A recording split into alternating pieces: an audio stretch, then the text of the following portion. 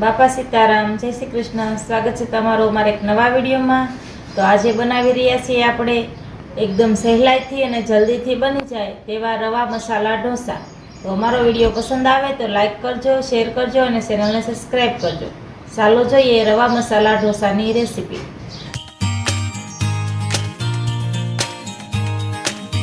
તો આપણે આ 200 ગ્રામ રવો લીધો છે, જે એકદમ ઝીણો છે। અને જો આપણો રવો થોડોક જાડો હોય તો આપણે મિક્સર જારમાં એને ઝીણો કરી લેવાનું।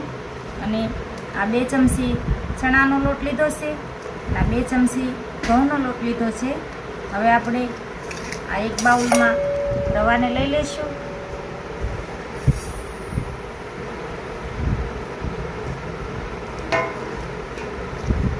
એમાં જે આ ચમચી છે તે આપણે આ 2 ચમચી ચણાનો લોટ લીધો છે, એને આ રીતે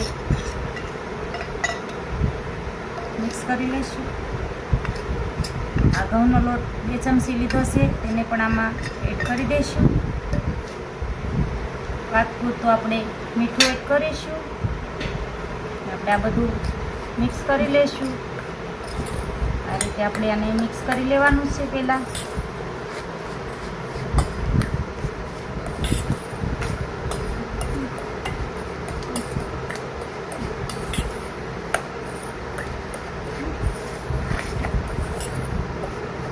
આપણે આ લોટ બધો મિક્સ થઈ ગયો છે। હવે આપણે આમાં આ જે ઘાટી છાશ લીધી છે એને આપણે આમાં એડ કરીશું।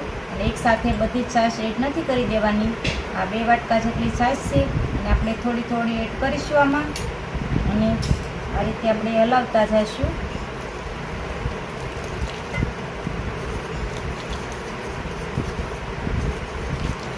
થોડી એડ કરીને આપણે મિક્સ કરવાની છે, એકસાથે આપણે આમાં એડ નથી કરી દેવાની।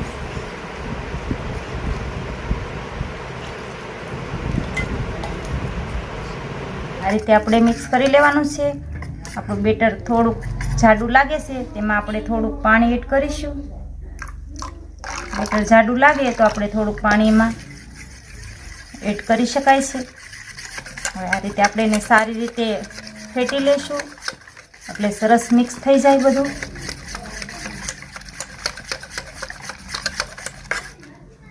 આ રીતનું આપણું બેટર થઈ ગયું છે।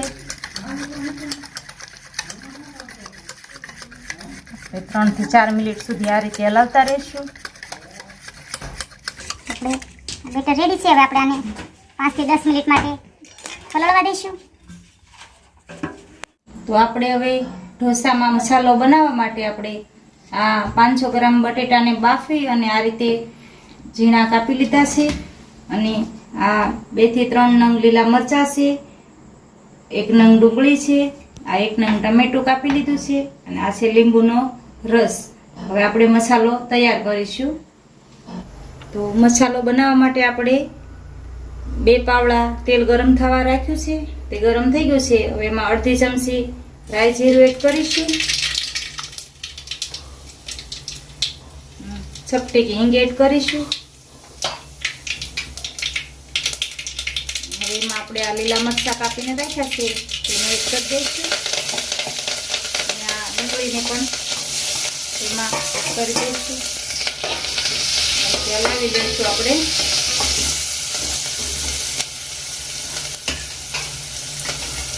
થોડી વાર માટે ચડવા દઈશું। ડુંગળી અને મરચાં આપણા ચડી ગયા છે। હવે આપણે એમાં સ્વાદ પૂરતું મીઠું એડ કરીશું, અડધી ચમચી હળદર, અડધી ચમચી ધાણા જીરું પાવડર, અડધી ચમચી લાલ મરચું પાવડર, તેને આપણે આ રીતે મિક્સ કરી લઈશું।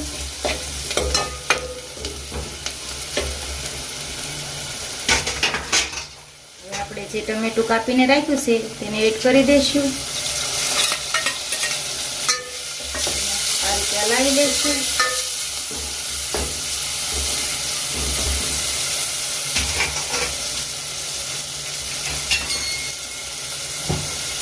હવે ખાટો મીઠો સ્વાદ લાવવા માટે આપણે 1 મોટી ચમચી ખાંડ એડ કરી દઈશું। આ રીતે આપણે હલાવી લઈશું.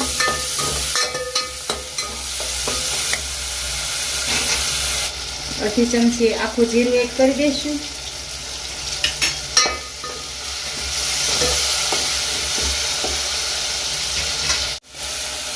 ટમેટા અને ડુંગળી ચડી ગયા છે. હવે આપણે આમાં બાફીને બટેટા રાખ્યા છે તેને આ રીતે કરી દઈશું. સારી રીતે આપણે હલાવી લઈશું. એકદમ સરસ મસાલો થઈ જાય એ રીતે આપણે સારી રીતે હલાવી લેવાના છે અને મિક્સ કરી લેવાનું છે બધું. આ રીતે આપણે મસાલો થાય એ રીતે આપણે આ રીતે હલાવી લેવાના છે.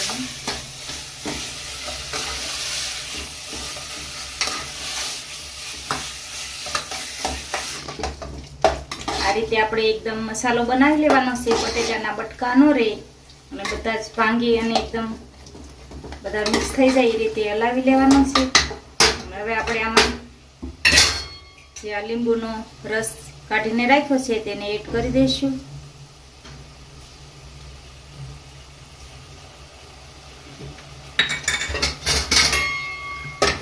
તેને પણ આ રીતે હલાવી મિક્સ કરી લઈશું.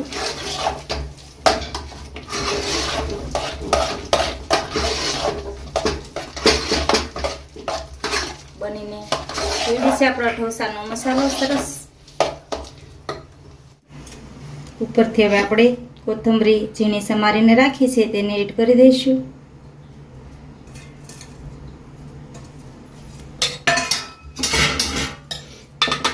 તેને પણ આપણે મિક્સ કરી લઈશું.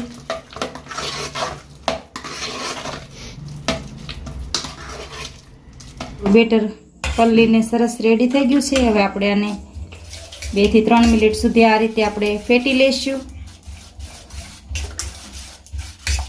આ રીતે ફેટી લેવાનું છે આપણે બેટરને.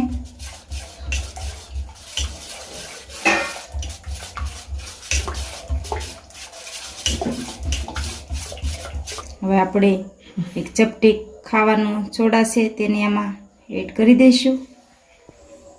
હવે આપણે તેને આ રીતે મિક્સ કરી લઈશું.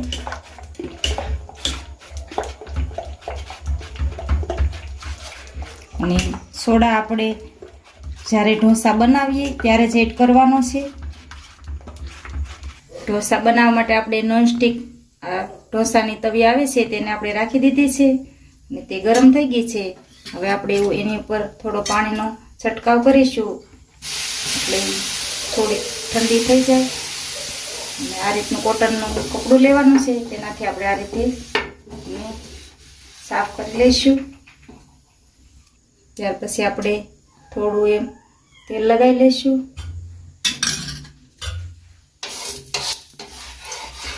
આ રીતે આપણે તેલને લગાવી દેવાનું છે.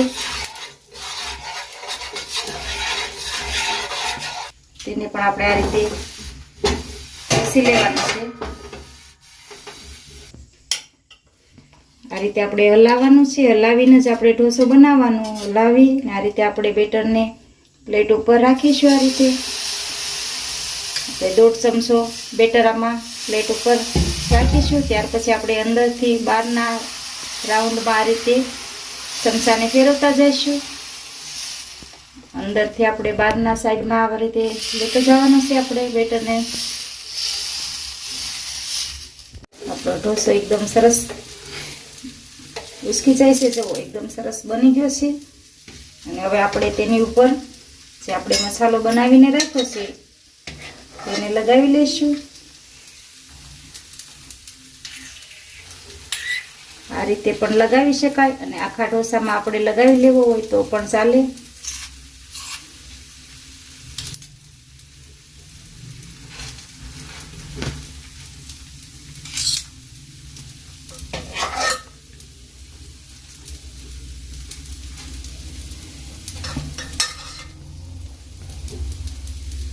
હવે આપણે આને આ રીતે વાળી લઈશું.